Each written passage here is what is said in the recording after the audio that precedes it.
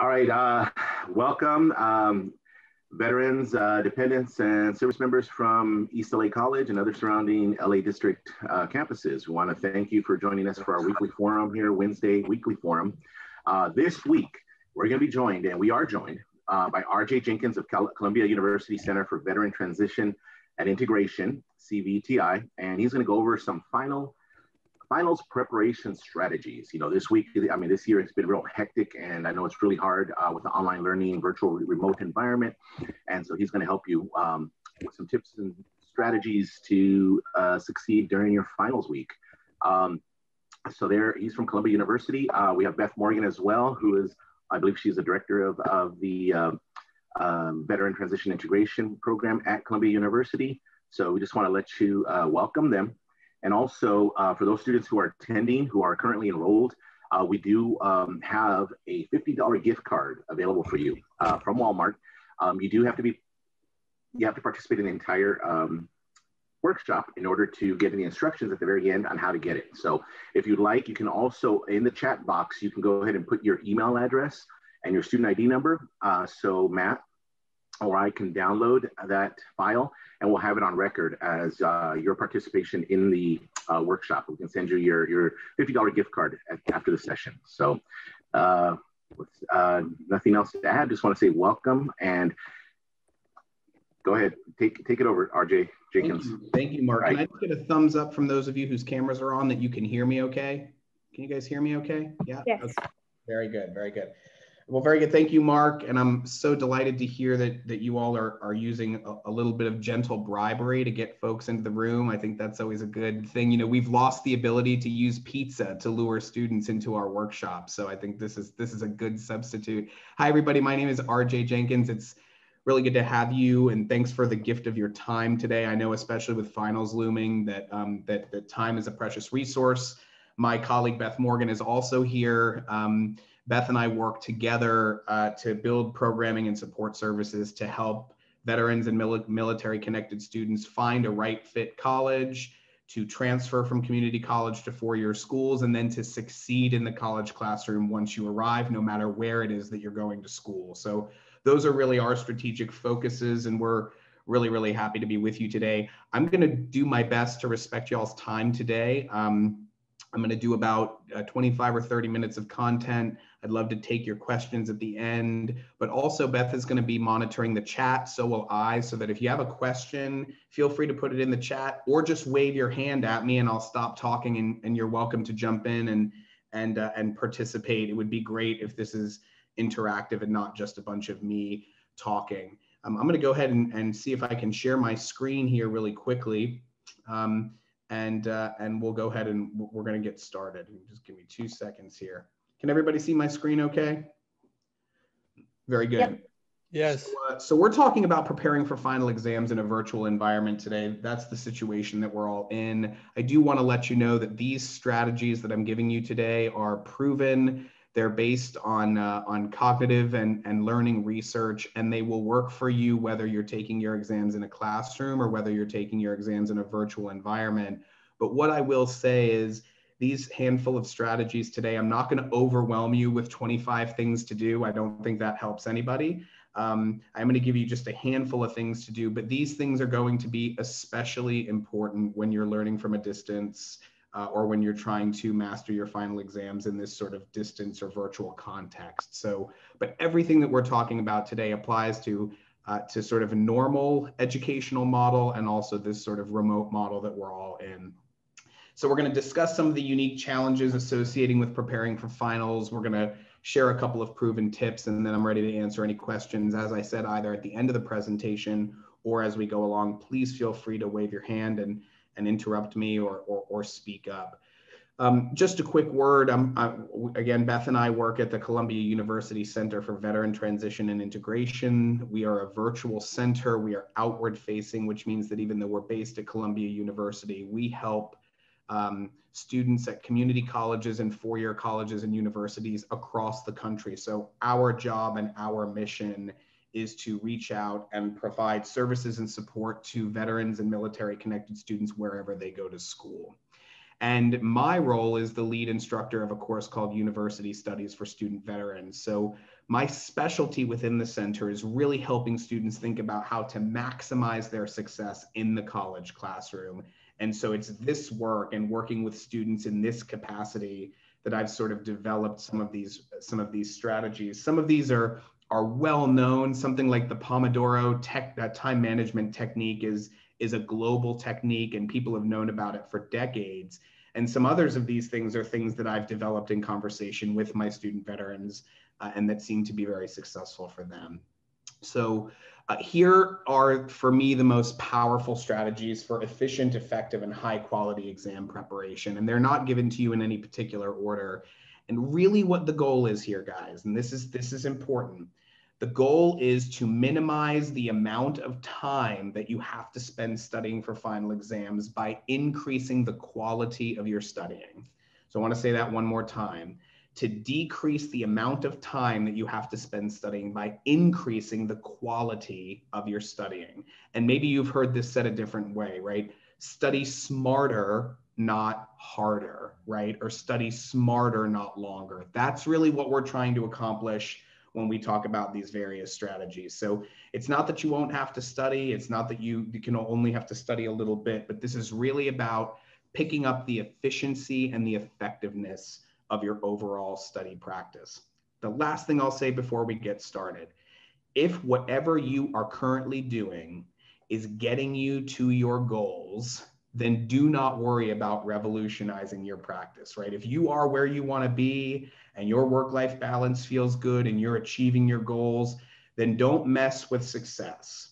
But if you feel like there are ways that you could gradually improve your study practice, if you feel like there are areas where you could strengthen what it is you do, if you feel like there's room for a couple of better strategies, then certainly listen up. But if everything's working out beautifully for you, then you know, if it's working, then don't mess with it too much, okay? So strategy number one, and this seems pretty basic, but you'd be surprised how many students don't do this due diligence, right? Understand what you are being asked to do. Every final exam is going to be different in every single course with every single professor.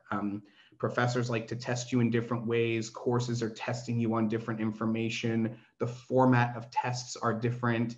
How long they take to do is different. Professors are going to give you different amounts of time. Some are going to give you a multiple choice practice test to be completed in 40 to 60 minutes. Some are going to give you 3 short answer and 1 long answer essay to be completed over 72 hours. Some are going to give you collaborative projects to complete for the end of the year, et cetera, et cetera, et cetera. So it's very important that you ask questions about the format of the exam and about relevant exam procedures so that you understand what it is you are going to be asked to do. Sometimes the professor will lay this out in the syllabus. Oftentimes the professor will dedicate some amount of time at the end of the term to explain to you what your final exam or final project is going to look like. But before you begin building your study practice, it's important to know what it is you'll be expected to do. So Cindy, since I can see your face, I'm going to pick on you real quick. Do you feel like you have a pretty good sense of what kind of a format your final exams are going to take? Yes.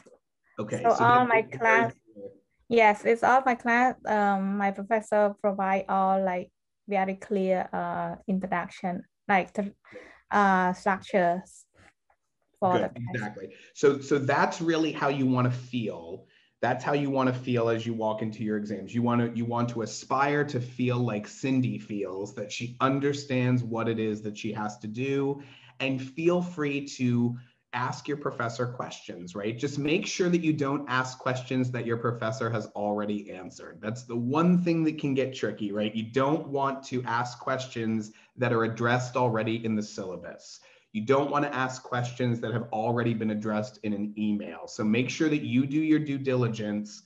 And of course, the professor can't give you the exam before you take it, but just make sure you have a pretty good sense, because that's going to help you how to sort of manage and navigate these next strategies that I'm going to give you, okay? Strategy 2 is kind of an organic extension of strategy 1, which is that in almost every class, you have already had at least one exam. In some cases, you may have had more than one exam. You've had several quizzes, or you've had multiple midterm exams, or whatever it is. But very, very rarely in a course is your final exam the first time that your professor is evaluating your knowledge. And so in addition to asking your professor what's on the exam, or how it's going to be structured, or what kinds of things you should be focused on, be sure to use your midterm exam as a kind of reminder of what exams look like in that particular course, right? I always say to students that the midterm exam is almost like a trail of breadcrumbs for students. It tells you what exams look like in that particular course. Every sort of test is just an expression of value. So if you've taken a midterm, go back to that midterm or go back to your quizzes and try to remind yourself, what kinds of questions does my professor like to ask? What kinds of knowledge does he or she tend to focus on? What kinds of mastery does he or she generally like me to be able to display? Because a lot of times we get our midterm exam, we look at our grade and we toss it, right? Or we shove it in a folder, or we do whatever we do. But that's a real missed opportunity, right? To just look at your midterm exam grade and then discard your midterm exam is a real missed opportunity to get important diagnostic information about what kinds of exam questions your professor likes to ask. So make sure that you go back to those exams and also pay attention to where you messed up, right? What kinds of mistakes you made? Where were the majority of your errors when you took that exam? Because if you committed those errors on the midterm, you might be in danger of sort of remaking those mistakes on the final exam. So you just want to use it as a little bit of an audit of your understanding. So I think the midterm in some ways is the most critical study tool that most students never use, right? Very few students go back to their midterm exam. I'll tell you, when I was in college, I didn't do it either until I was in about the end of my sophomore year. And I was like, you know what? These final exams are looking a whole lot like those midterm exams. Maybe I want to go back and remind myself what that midterm exam was like, because it probably is going to give me some pretty good ideas of the kinds of things I'm going to see on the final, okay? Number 3, I think this is the coolest strategy, and it's the one that I like the most. I'm a pretty interactive person. I'm a pretty social person. One of the things I miss most about the digital world that we are in is that I don't get to see my colleagues all the time. I don't get to interact with my students in person. I personally am really missing that.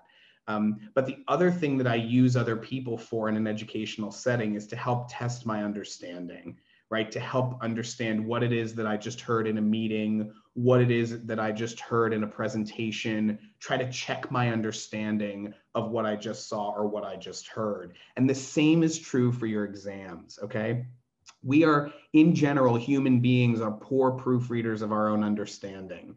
You can write a paper and you can proofread the paper 10 times, and then you hand it to a friend and they will immediately find 3 or 4 errors in that paper that were completely invisible to you. That's how proofreading works. And the same is true. You proofread your paper just like you proofread your own understanding of a concept. So the most powerful study tool that you have is not your professor, and it's not your midterm exam, and it's not your textbook, and it's not your lecture notes. All of those things are important, but the most powerful tool you have is your classmates, or your lab mates, or the people that you're in lecture with. And you can use each other to test each other before the test tests you, right? The test is going to test you. The test is designed to evaluate your knowledge. So why would you allow the test to be the first intelligence that tests you, right? When you are surrounded by people in your courses, when you are surrounded by your classmates who can help test you in advance of the actual exam. And we do this in all kinds of ways. We do this with our, in our friendships. Most of you did it in your military service, where you pushed each other or tested each other or audited each other's ability to do something before you were ultimately held accountable for doing it. And this is exactly the same way. So how does this work? What does this look like?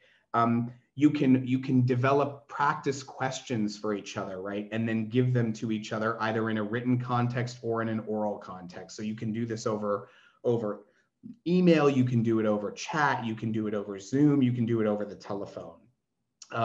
Coming up with questions to ask other people not only gives them a question to answer, but it also tests your knowledge, because if you're able to develop a question, then you probably have some sense of what the answer might be or what kind of an answer you're looking for, right?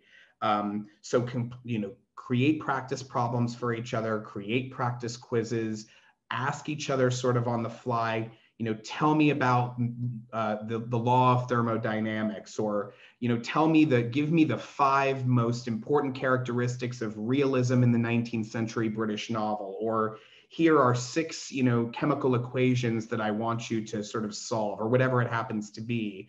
And that kind of back and forth, that kind of interaction can help you do 2 things. One, it can be important practice, right? Interactive practice where you're held accountable by another person, which is way cooler than holding yourself accountable to a textbook or a problem set.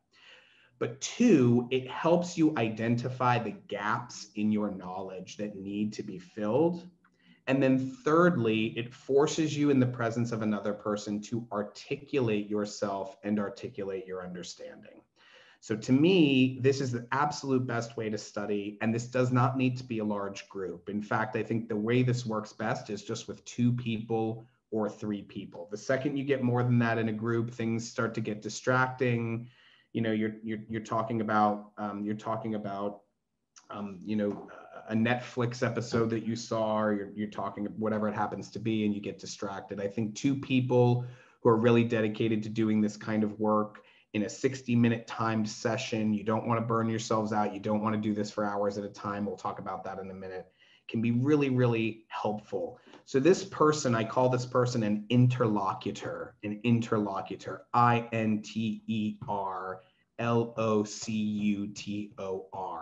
And an interlocutor is a person who is in conversation with you about a topic that you both share knowledge about, and who can challenge you and who can test your understanding of a topic. And I think this is the most interactive and efficient way to study. I guarantee you that 2 to 3 hours on your own will not be as effective at testing your knowledge as 1 good hour with another person who's working with you.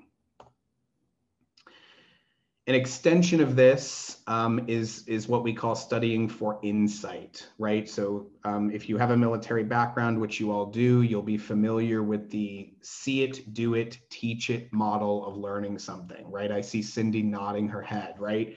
You see something being done, right? And then you do the thing that you just saw, and then the final act, right? The most important piece is then you turn around and you show somebody what it is that you just did, right? So that works cognitively for a whole bunch of reasons. It's a really, really smart way to learn. And by the way, it usually doesn't just take 3 tries, right? It usually takes more than 3 tries. But the idea is that we need to see something done and really have good examples of what it is. That's why a professor will do 5 or 6 or 7 or 8 problems on the board to show you how this works in multiple instances. Then you go home and you study, and then you do those same problems. But the piece that most people miss, the piece that most people skip out on, that's the most important piece, is the piece where you turn to the person to your left or your right and teach them how to do the same thing. That is the thing that's going to take you from proficiency to mastery.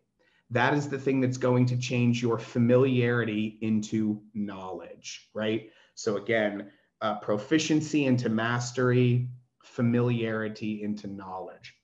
And Cal Newport, who's a really smart professor at Georgetown, and he runs a blog called Study Hacks, he calls this insight, INSIGHT.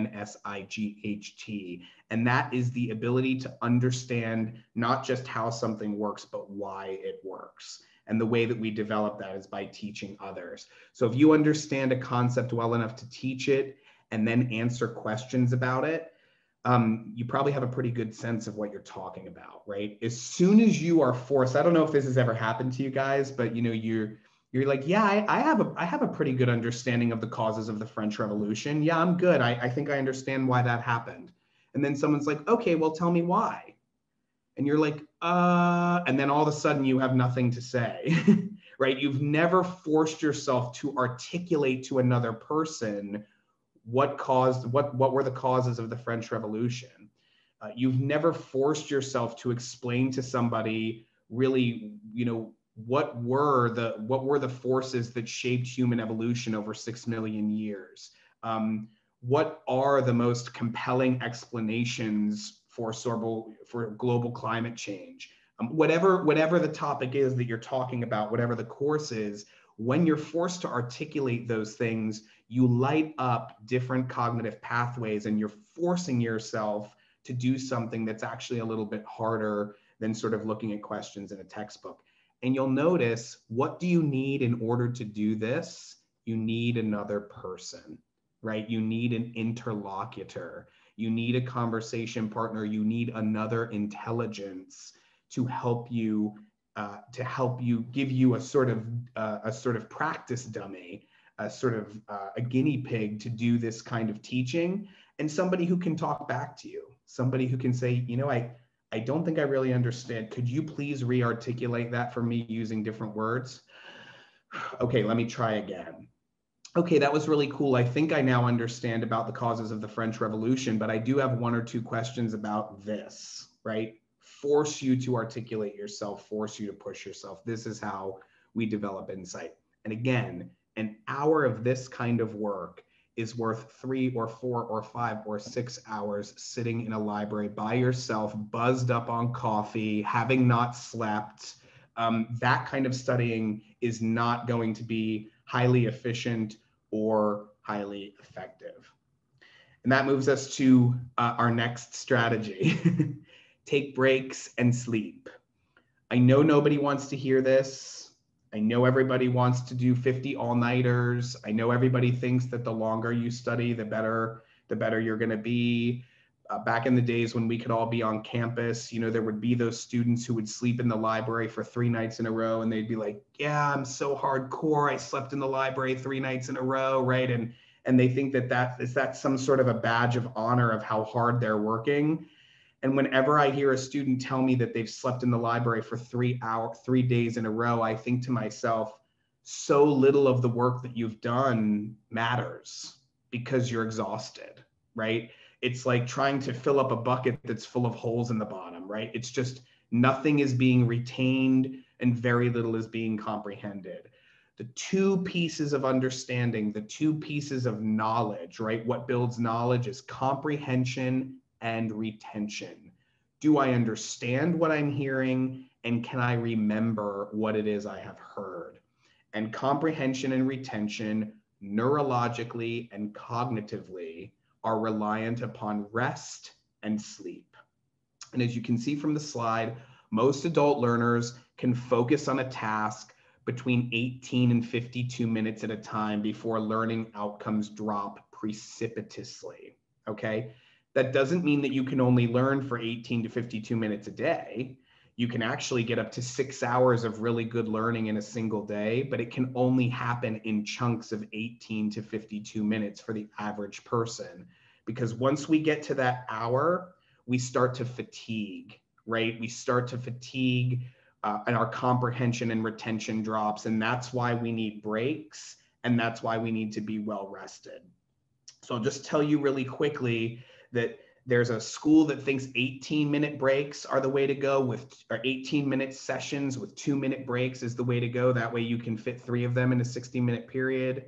I personally like 25 minutes on, 5 minutes off, which gives you 2 focused study periods in an hour. And some people like 50 minutes on and 10 minutes off so that they can do something more meaningful in that 10-minute break. But either way, the goal is the same, to break up the hour into smaller, focused chunks of studying with good breaks in between that allow you to get up, move your body, eat something, drink something, focus on something else, watch 10 minutes of Netflix, take the dog for a walk, do a little bit of yoga, whatever y'all need to do during those breaks. Those breaks are not wasted time. Those breaks are giving your brain rest in the same exact way that you give yourself rest when you go to the gym to lift weights, or when you go to the gym to do a high intensity interval training workout on the treadmill. You give yourself, you work hard, then you break for a second. You work hard, then you break for a second. That's how you build muscle. And it's also how you build neural connections and build comprehension and retention of knowledge. And it's all based on the idea that you need to be well rested. I'm not going to say 8 hours of sleep to college students who are in a finals period, but I'd love to see you consistently getting 5 or more, to just make sure that you're not completely exhausted. Does anyone have anything to say on that particular front? We're only one strategy away before we really open it up. Okay. I'd just like to say that yeah, go ahead, Matt. a lack of sleep can totally cause dropouts. Yeah, totally. Like burnout is a real thing, and I know some people are probably feeling it right now. And yeah, sometimes you just have to put the book away and then just like put yourself to bed for a little bit and then just jump back into it, you know, at a later date after getting some breakfast. Yeah, I think that's right. And I mean, I'll say this too, Matt, you know, and this is really important for everybody to hear.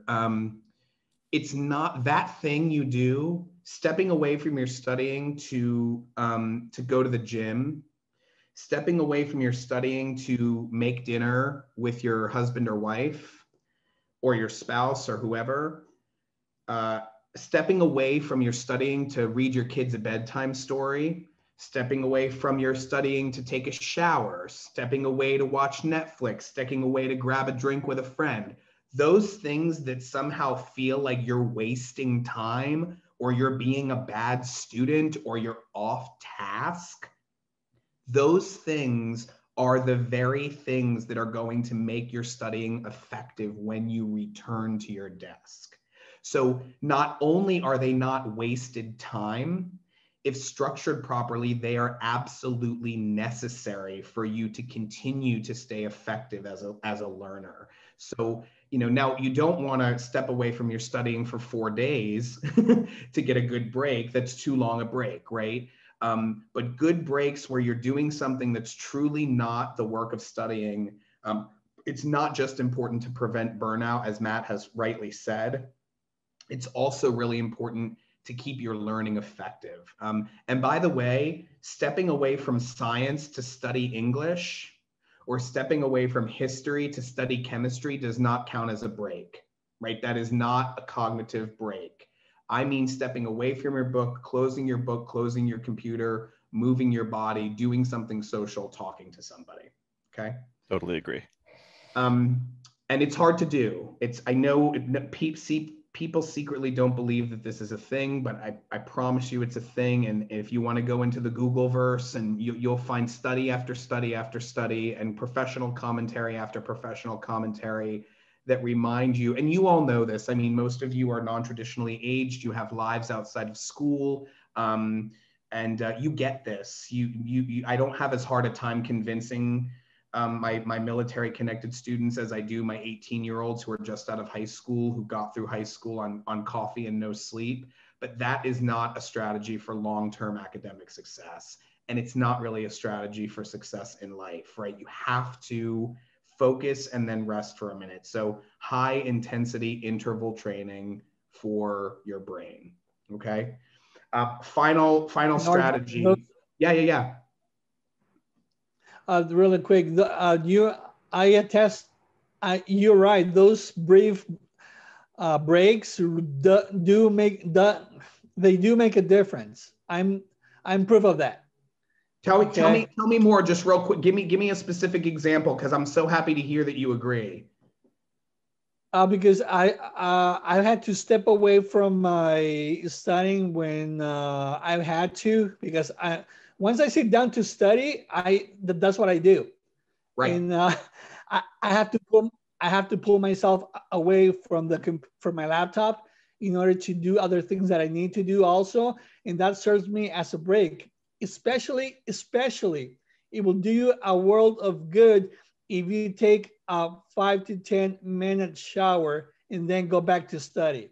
I agree. Raphael, we're in complete agreement. And again, for those of you who are prone to worry that your break is somehow wasted time, I'm not saying that you have to play video games. I'm not saying that you have to have a glass of wine. I'm not saying you do whatever you like, but you can also use those breaks to accomplish the adult things that you probably have to accomplish, right? That 10-minute break can be spent taking out the trash. It can be spent loading or unloading the dishwasher. It can be spent changing the baby. It can be spent doing a variety of things that are just not academic work, that are still things that need to be done. So I love a good Netflix break as much as anybody else, and I encourage you to indulge in that too. There needs to be some civility in our life when we're studying for exams. But Raphael, I'm really glad to hear that you're a proponent of the quick shower, or even the set of push-ups, whatever it is. I also tend to be that something kinetic, something movement oriented is usually really nice, because we're all so stationary at the moment. Especially right now with the pandemic for over a year that we've been having. This is the year that for me, I have gone straight through school. Right. I was in a pol sci class when I picked up my phone and saw that the, COVID-19 had been declared a world pandemic. Right. Okay, and that was last, not past March, but March 2020. Right. And fast forward to now, I went through to school all semesters since spring 2020. Yeah, so there's been a lot of isolation. We've been cooped up, but there's also been there's been a lot of stationary work. There's been a lot of cerebral work. All those things that we can do from home, we've been doing a lot more of those things. So I agree. That was 14 months ago, ladies and gentlemen. I mean, 14 months is a long time. So again, these things I think they're especially important right now. And so, Raphael, I'm glad to hear you agree. I'm going to present the sixth strategy here, which is a really soft strategy, but I think it's a good one. And then we're going to open up for any conversation or questions. And that is this is a little bit of a mindset trick. And there are lots of mindset tricks out there, right? Like you're supposed to look at yourself in the mirror and tell yourself that you're beautiful and powerful and smart, right? That sort of self-affirmation mindset trick. There's the mindset trick where you're supposed to chew spearmint gum while you study for your chemistry test. And then when you sit down for your chemistry test, you're supposed to put a stick of spearmint gum in your mouth and create that sensory connection with studying the material and with taking the exam. And all those things are cool. And if they work for you, that's great. And I have a lot of people who really swear by that sensory piece. Or studying for your exam in the same environment where you're going to ultimately have to take your exam. So if you're taking your exam on the computer, you should be studying your information on the computer. Make sure that your computer is set in a location where you're ultimately going to take your exam, blah, blah, blah, blah, blah, blah, blah. There's all kinds of cool stuff out there. The one I like is a little bit of a softer mindset trick, which is to understand your exam not as an exam. To understand it not as some sort of inquisitorial exercise where your instructor is punitively looking for an opportunity to demote you or to degrade you or to point out all of your errors, but rather is an opportunity for you to have a conversation with your instructor where you show him or her what it is you know. And as someone who has been teaching college students for a really long time, I'm going to tell you that in most cases, people really want, instructors really want their students to succeed, okay? Instructors do not want their students to perform poorly. They do not want all their students to fail in almost every case. And there are exceptions. There are the Professor Snapes of the world, right? Who are a little bit harsh or a little bit punitive, but most professors are rooting for you. They want you to do well. They want you to succeed. They want you to understand the material. And so understanding not only when you take your exam, but also as you prepare for your exam, understanding your exam as an opportunity, right? As an opportunity to demonstrate what you've learned, as an opportunity to talk about these cool topics, as an opportunity to display to your professor what you know, is, I think, a better way and a healthier way to think about your exam than understanding it as a punitive situation. In most cases, professors are going to, are rooting for you, okay? I just want to let you guys know, if any of this is interesting to you, okay? If any of this stuff is interesting to you, this is the course that I teach called University Studies for Student Veterans, and none of you should think about taking this course right now, or even doing a whole lot of looking too deeply into it right now, because you've got other things to think about. But I do want to show you, if you go into this edX course, which is completely free, and you go into the class, there's all kinds of really cool stuff in this course. And most of what we've been discussing today lives in this section called How to Study for Technical Courses. And it's got all kinds of stuff about insightful studying and preparing for technicals exams and strategies for succeeding in technical courses and how to study in groups. And by technical exams, all I really mean is STEM courses and courses that ask you to complete problem sets. But a lot of this stuff works regardless of the class that you're taking. But all of this stuff that I'm talking about lives right in here. And it also lives on our website. So if you go to Columbia's website, if you go to CVTI, Columbia CVTI, and you go to our website here, you can actually access our video library. And in our video library, again, completely for free, all of these video assets exist for you to activate and to utilize that deal with all kinds of these topics. So if this is something you're interested in or something that you've enjoyed or something that you think is helpful, this stuff exists not just in this kind of a format, but also exists online. And with that, here's my contact information. I can be reached at rjj9@columbia.edu. There's also a cell phone number there. That's my personal cell phone, and I'm happy to receive calls at any time to talk about your, the personal situation that you're in, or if you want to talk about a specific strategy, you're welcome to do that. And at this time, what I'd like to do, I also want to just point out in the chat for folks who haven't opened up the chat yet.